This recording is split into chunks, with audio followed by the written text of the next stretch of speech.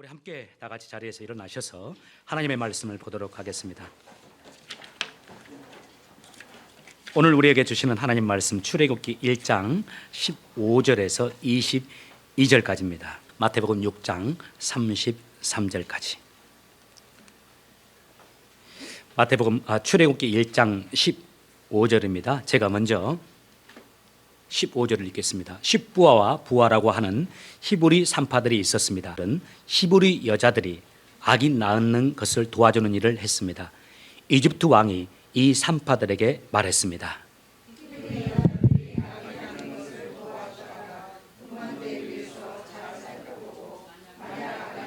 딸이면 그 아기를 살려주고 아들이면 죽여버려라. 하지만 그 산파들은 하나님을 두려워하는 사람들이었습니다. 그래서 그 산파들은 왕이 명령한 대로 하지 않았습니다. 그들은 남자 아이들도 다 살려주었습니다. 그러자 이집트 왕이 산파들을 불러서 말했습니다.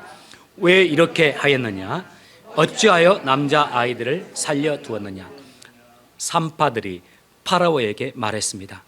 히브리 여자들은 이집트 여자들보다 훨씬 튼튼합니다.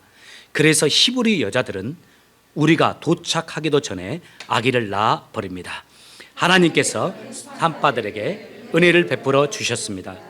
이스라엘 백성은 계속해서 수가 늘어났습니다. 그리고 그들은 더 강해졌습니다.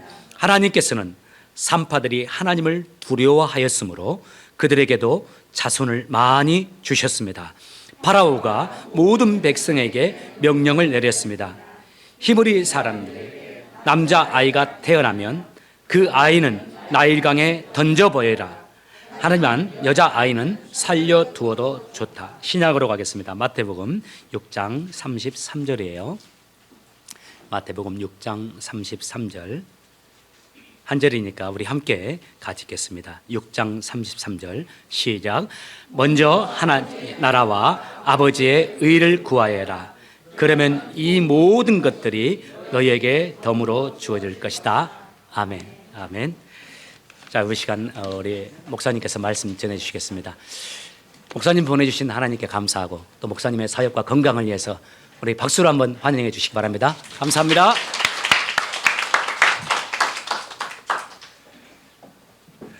여러분의 밝은 모습과 함께 찬양을 하게 되니 참 오랜만에 마음이 찬양으로 환해지고 터지는 그런 기분입니다.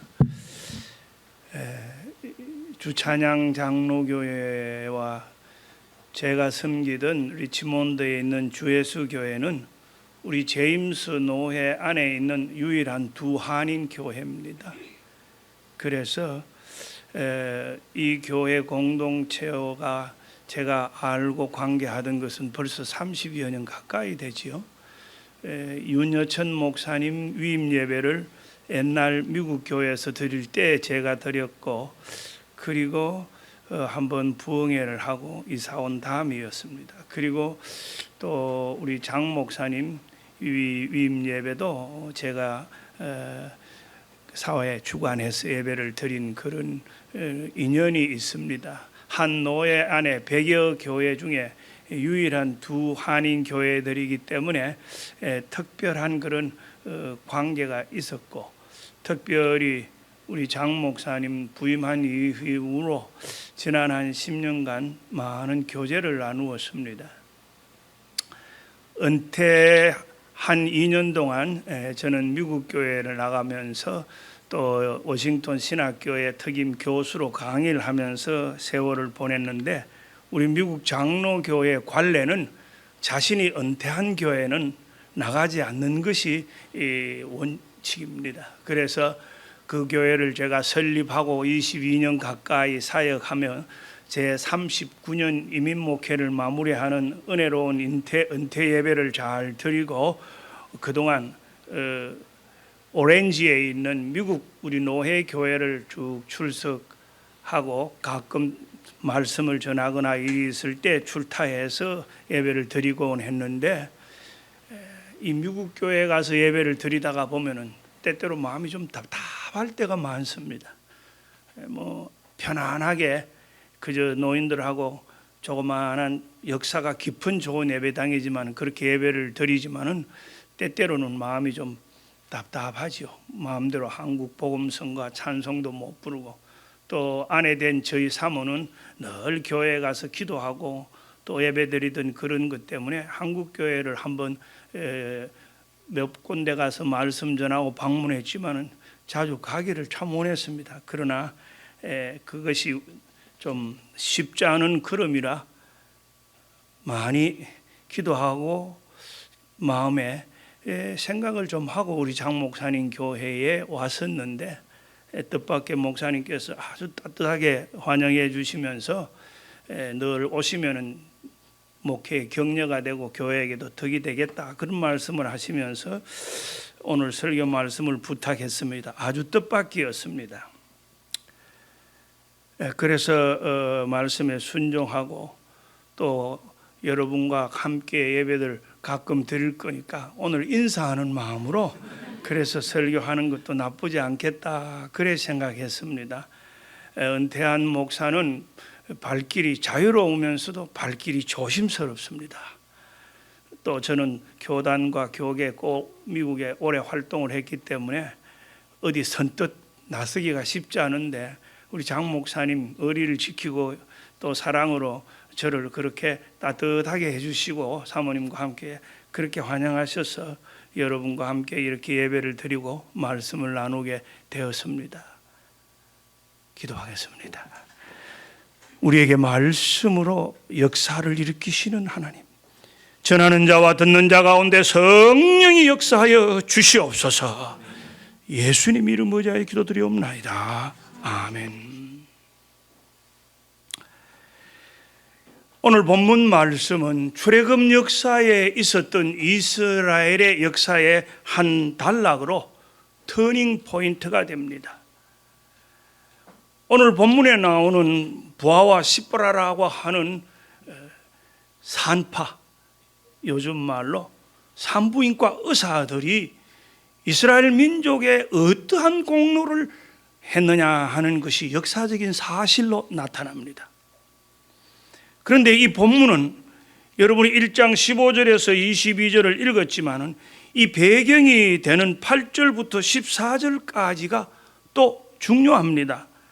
여러분이 성경책을 넣고 보시면은 그때의 새 왕이 이집트를 다스리기 시작했습니다. 그 왕은 요셉이 누구인지를 알지 못했습니다. 이스라엘 백성들이 요셉의 초청에 70명이 흉년을 피하여 야곱의 가문들이 그곳에 정착하는 동안에 벌써 400여 년의 세월이 흘러버렸습니다. 하나님의 영원한 시간표와 인간이 가진 유한한 시간표는 우리의 하루가 하나님의 영원 같고 하나님의 하루가 우리의 영원 같기도 합니다. 그 많은 시간 속에 이스라엘 백성들은 약속을 기대하고 고향을 기대하고 자유를 기대했지만은 어쩐 일인지 아직 하나님은 노예 해방의 사슬을 끊고 가나안 땅으로 귀국하는 시간을 허락하지 않으셨습니다. 그런데 애굽의 역사 속에 요셉을 잊어버린 임금이 드디어 왕조가 나타났습니다. 잊어버린 역사, 망각한 역사, 매우 위험할 뿐만 아니라 때로는 부정적인 역사적 모멘텀이 되기도 하고 어떤 경우에는 새 역사 창조의 충격적인 이완작용도 됩니다. 요셉을 잊어버린 이스라엘 백성들을 바라본 애굽의 왕조가 겁이 덜컥 났습니다. 전쟁 나면 저 사람들 국경에서 우리한테 반항하면 어떡하려고 그러냐 이거. 저 양반들 남자 숫자가 우리 군대 숫자보다 더 많지 않냐. 고민하던 애굽의 임금이 이스라엘의 대표 산부인과 의사 둘을 불렀습니다. 자네들 말이야, 애 낳으러 가서 남자가 태어나면은 모른 척하고 어떤 방법으로든지 사산하도록 했다고 말해라. 그러면 내가 뒤를 다 봐줄 테니까 걱정하지 마. 앞으로 자네들 가정은 이 왕가의 보호로 더 잘 살 거야. 여인들이 돌아가서 곰곰이 생각하다가 결심을 하고 남아가 태어나는데도 죽이지 않고 살려두었습니다. 이상한 현상이 벌어져서 임금이 조사해서 불렀습니다. 어찌 주상 같은 임금의 명령을 어겼느냐. 감히 남의 나에 따라와서 빌붙어 살면서 내가 너희들을 그렇게 더 잘 살려 해줘야 되는데. 성경이 말했습니다. 그들은 하나님을 두려워하는 사람들이었습니다. Fear God. 아무리 자기들에게 이익이 되고 덕이 되고 아무리 기쁨이 된다고 하더라도 하나님을 배반하고 하나님이 소중히 여기고 하나님만이 주권 있는 생명은 자기 마음대로 할 수가 없었습니다. 하나님 믿는 사람들의 삶의 원칙입니다. 그래서 예수님께서는 이것을 우리들에게 풀어서 너희는 먼저 그의 나라와 그의 의를 구하라. 그리하면 이 모든 것을 너희에게 더해 주리라는 이 개역 성경을 여러분이 가진 아가페 성경은 재미있게 덤으로 주리라 이렇게 해석을 하고 번역을 했습니다. 재미있는 번역입니다.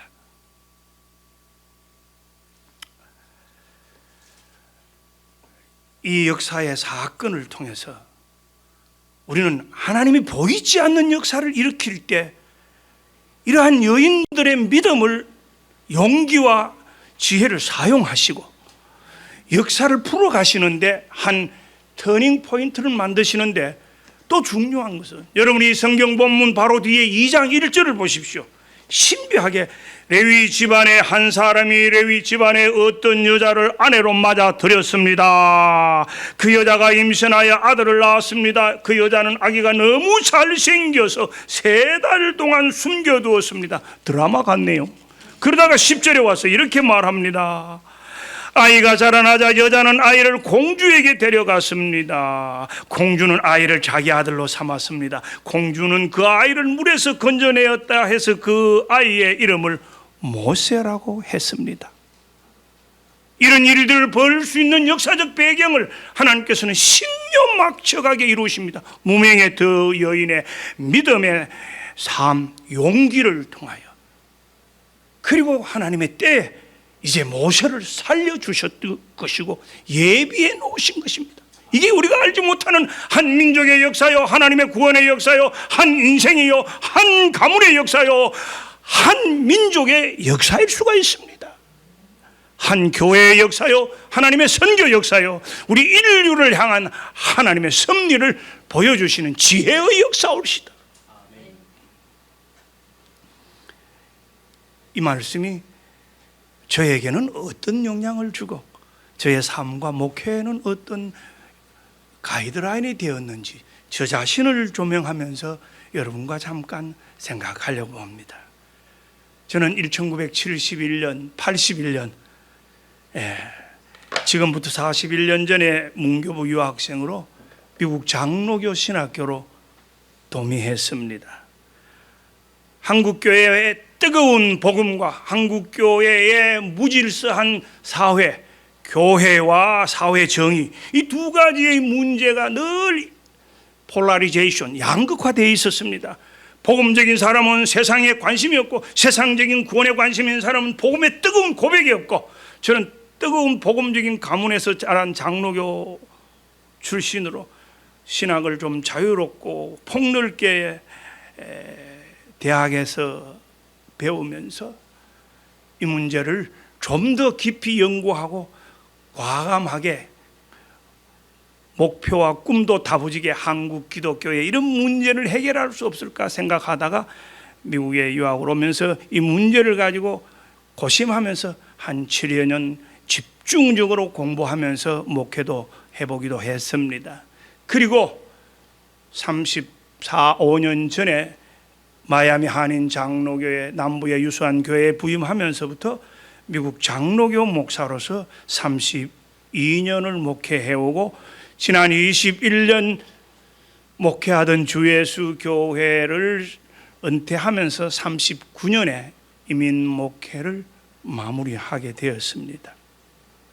제가 주예수교회 창립과 더불어 선교적 교회라고 하는 요즘 시대적으로 목회자들이나 교회나 목사님들이 이 주점을 두고 있는 사역을 할 수 있는 신비한 그런 일들을 하나님께서 인도해 주셨습니다. 1992년 버지니아에 오게 되었을 때에 30년 전에 미국 이민 사회의 역사적인 큰 충격적 사건이 있었습니다. 여러분도 기억하시죠? 1992년 4.29 폭동. LA에서 일어난 인종 간의 갈등을 다 우리 코리안 아메리칸들이 덮어서게 됐습니다. 아니, 교묘한 언론의 유도와 정치 사회적인 맥락과 인종 간이 가지고 있던 그런 근본적인 빈부격차에서 오는 갈등들, 한흑의 갈등들, 흑인과 한국인 사이에 일어나는 이질감들, 이런 것들 때문에 우리가 큰 피해를 입었죠. 마치 1923년 관동 대지진 때 우리 조선족이 일본에 가서 억압의 삶 속에서 살아가다가 그때 우물에 독을 넣었다, 서로 난동을 벌였다 하고 2,800명이나 희생한 것처럼 우리 이민족들이, 한민족이 조국의 그 독립과 자유와 그리고 가난을 떠나서 외국에 살다가 닥친 사건 중에 큰 사건이 근대 4.29 폭동 사건입니다. 저는 그런 인종 화목과 교회와 사회 선교의 문제를 공부해오고 그곳에 학위 공부를 했기 때문에 다시금 눈뜨겨 보면서, 그리고 그곳에 가서 2주를 있으면서 논문 조사를 하다가 제가 큰 충격을 받았습니다. 저 개인적으로는 공부 마치고 그 꿈을 가지고 이제 고국의 모교로 돌아갈 준비를 할 때입니다. 그런데 그 폭동 현장을 보고 그 폭동에 한인 사회가 이렇게 한인 교인들이 한인 교회가 관계한 것을 보면서 제가 뉘우쳤습니다. 어떻게? 이민교회 목사로서 구경만 해서는 안 된다. 이민교회 교인들이 이 점에 있어서 이론적으로만 깨우치지 말고 목회적으로, 생활적으로, 실제적으로 이 문제를 깊이 새롭게 보고 교회의 대사회적 선교를 해야 한다 하는 생각을 하고, 그때부터 리치몬드의 가장 가난한 흑인 빈민 지역에 한 10여 우리 한인 이민자들이 맘앤팝 가게를 하고 있는 곳을 찾아가서 흑인 교회와 교제를 하기 시작했습니다. 처음에는 냉대 받았습니다. 처음에는 손가락 받았습니다. 돈 벌여가지고 부자 동네 가서 좋은 차 타고 다니면서 뭘 우리 찾아와가지고 장학금 주겠다 그러고 우리하고 뭐 사귀겠다 그러고 같이 예배 보겠다 그러냐고 튕기했습니다. 그래도 꾸준히 만나고 교제해서 함께 예배드리고 그 교회와 그 목사님과 깊이 사귀다가 결국은 합창제를 하고, 그것이 사귀는 백인교회와 그리고 히스패닉 교회와 이렇게 인종화합 합창제라고 하는 것을 지금부터 약 20여 년 전에 미주에서 우리가 처음 시도함으로써 그것이 지역사회 인종화합으로 발전돼서 매년 하는 좋은 인종화합 인터컬처럴 뮤직 페스티벌이 되었습니다. 그래서 다른 한인교회 서부에까지 전파하기도 했습니다. 그러다가 교육관을 주고 장소가 넓으니까 그 지역에서 홈레스 하는 사역을 우리에게 요청해서 매년 일주일 동안에 50여 명이 홈레스 와서 자고 가고, 또 그것이 더 발전되어서 토요일 아침마다 100여 명의 홈레스 식구들의 음식을 가지고 우리가 선교회불로 다운타운에 가고, 그리고 저 아팔라치아 미국에서 가장 가난한 백인들이 사는 곳에 우리가 일주일씩 단기 선교를 가고, 그리고 우리 지역의 노인들 가운데 가난한 노인들 집을 수리하는 일에 선교단체와 함께하고, 이렇게 미국의 선교단체와 우리 교회가 함께하면서 점점 우리들이 의식이, 교인들의 의식이, 저의 사회 선교적인 사명이 점점 활발해지다가 우리 교단에서 주는 사회 선교 봉사상을 유일하게 한인교회로서 최초로 받게 되었습니다. 그 후로 사회 선교관을 건축하게 되면서 또 한인사회와 이민사회뿐만 아니라 여러 인종 간의 관계사회에 꾸준히 세계 선교의 선교사들을 많이 파송하면서 저희 교회가 미셔널 처치라고 하는 선교적 교회라고 하는 그런 사명의 길로 나아가게 되었습니다. 전국적인 세미나를 하게 되고, 그리고 학문적 이론과 목회적 실천을 연합한 그런 책들을 발행하고 교인들과 함께 글을 쓰고 목사님들에게도 그런 기회를 드리고 함께 배우고 하면서 21년을 설립 목사로서 섬겼던 주예수 교회가 미주의 선교적 교회 모형 교회로 자라는 그런 아름다운 은혜를 누리고 은퇴할 수 있었습니다. 그런데 지나온 40여 년의 제 사역, 특히 21년의 3개월의 주예수교회 사역을 돌이켜볼 때 한두 가지 중요한 고백을 할 수 있습니다. 저와 저희 집 사람이 미국에 와서 목회를 하면서 약속했던 목회 원칙, 신앙 원칙이 있었습니다. 여보, 우리는 교회에서 주는 돈 가지고 먹고 살지 교회 외의 일은 하지 말자. 굶어도 교회에서 주는 대로 먹고 살자. 두 번째, 우리는 어떤 어려움이 있고 힘든 상황이라도 교회를 먼저 생각하고 결정하자. 40년 그 원칙이 흐트러지지 않고 지킬 수 있도록 성령께서 인도해 주셨습니다. 주예수교회를 설립하기 전까지의 18년의 제 이민 목회는 앞서가고 먼저 가는 승승장구하는 우리 교단의 큰 교회들의 목회였고, 하나님께서 저 밑바탕에서 다시 설립하게 해서 시작하게 하신 주예수교회 목회는 하나님께서 이 선교적 교회의 길로 제 이론적인 학문과 목회에 대한 열망을 합해서 가르치려고 했던 꿈을 목회 현장에서 실천할 수 있도록 성령이 인도하셨습니다. 그때부터 저는 성령이 인도하는 목회를 했습니다. 성령께서 인도하셔서 서라면 쓰고 가라면 가고 앉으라면 앉고 성령이 인도하는 대로 목회를 하다가 보니까 많은 이적을 처음 했습니다.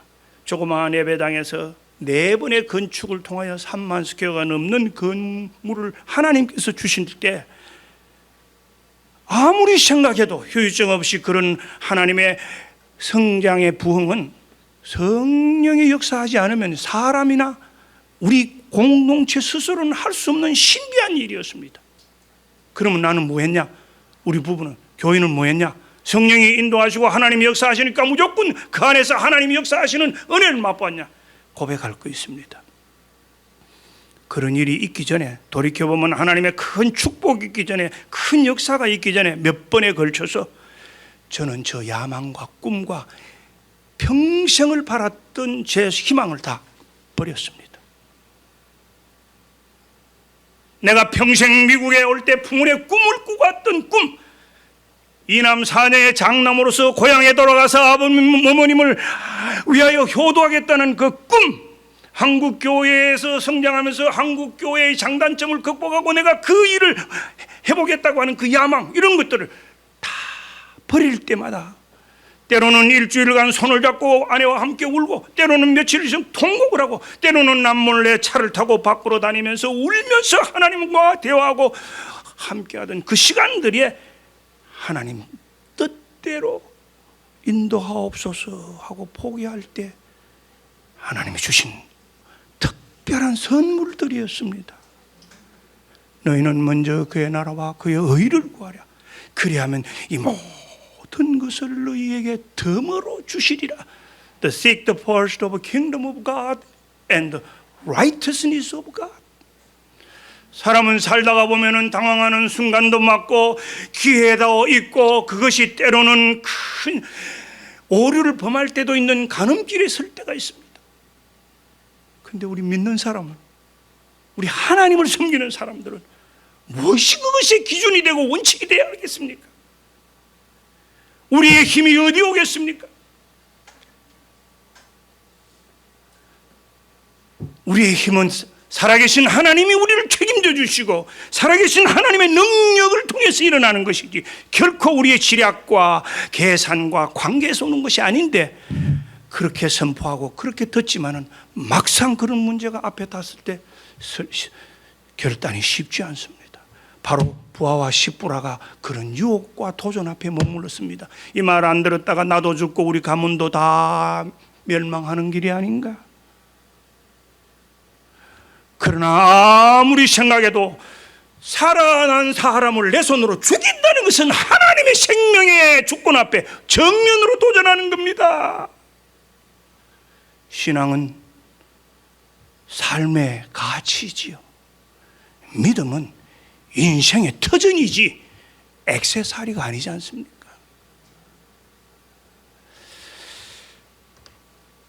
실패 같은 성공도 있고 성공 같은 실패도 있지요.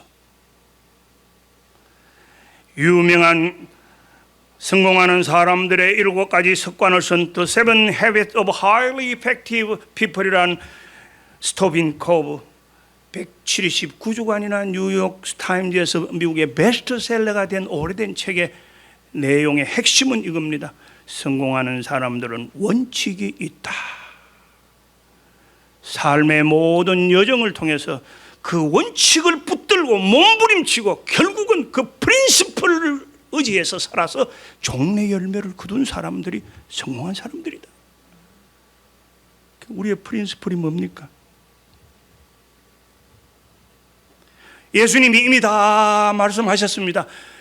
먼저 그의 나라와 그의 의를 구하라. 그 모든 것은 이미 덤으로 준비되었다. 바울은 고백하기를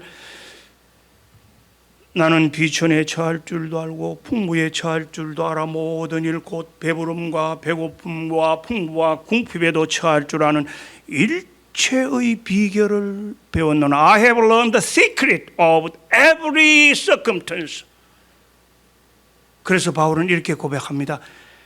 내게 능력 주시는 자 안에서 내가 모든 일을 할 수 있느니라. I can do everything with the power of the God. 하나님이 이렇게 시편 기자에게 말씀하셨습니다. 여호와를 기뻐하는 것이 나의 힘이라. The joy of the Lord is my strength.